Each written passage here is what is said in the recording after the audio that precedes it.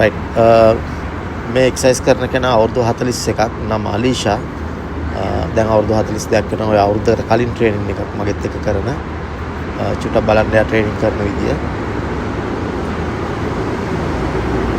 මේක ඇබ්සෝ account එකක් මේක ඇබ්ස් වලට කරන්නේ බඩට කරන එකක් right මේ එයා තව දවසක ට්‍රේනින් කරන එකක් මේ අතරතුර යාට මේ කැන්සර් එකක් කියලා දැනගන්න ලැබෙනවා මේ මම කලින් හිටපු ජිම් එක ඊට පස්සේ මේ ජිම් එකේ අපි පටන් ගත්තා මෙයාට කැන්සර් එකක් කියලා අපි දැනගන්නවා දැනගත්තම ඔය ආයේ දවස්වල ඔය කොණ්ඩේ කොටර කපලා ඉන්නේ ડોක්ටර් කියනවා ට්‍රේනින් නවත්තන්න එපා දිගටම කරන්න කියලා ස්ට්‍රෙන්ත් ට්‍රේනින් තමයි ගොඩක් කරේ ඉතින් දිගටම එයා ට්‍රේනින් කරා හොඳට කීමෝതെරපි කරන ගමන් තමයි ට්‍රේනින් කරේ ඔක්කොම ස්ට්‍රෙන්ත් ට්‍රේනින් තමයි තනිකරම කරේ ඊට පස්සේ මේ එයාගේ අම්මා ආවා එයාට කන්න බොන්න කෑම වෙනම හදන්න ඕනේ. ඉතින් කැන්සර් පේෂන්ට් කෙනෙක් වුණා මේක නිසා අම්මා ආවා.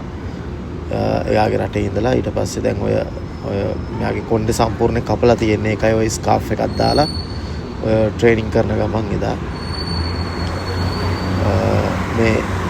මේකෙන් මට කියන්න ඕන උනේ එයාගේ ස්ට්‍රෙන්ත් එක කොච්චරද එයාගේ කියන්නේ මයින්ඩ් පවර් එක කොච්චරද කියලා. ඉතින් වෙන අය නම් සාමාන්‍යයෙන් ගිව් අප් කරනවා නේ මට ලෙඩක් තියෙනවා සනීපයක් තියෙනවා කියලා.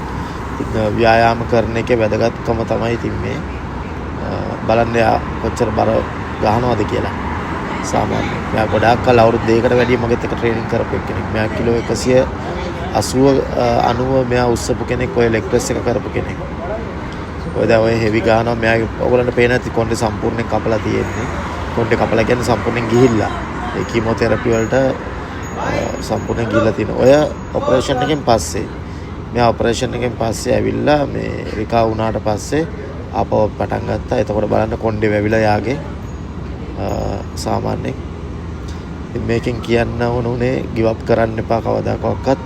Tamanට කරන්න පුළුවන් නම් පුළුවන් හැම වෙලාවකම ව්‍යායාම කරන්න. ඒක මහා අත්‍යවශ්‍යයි.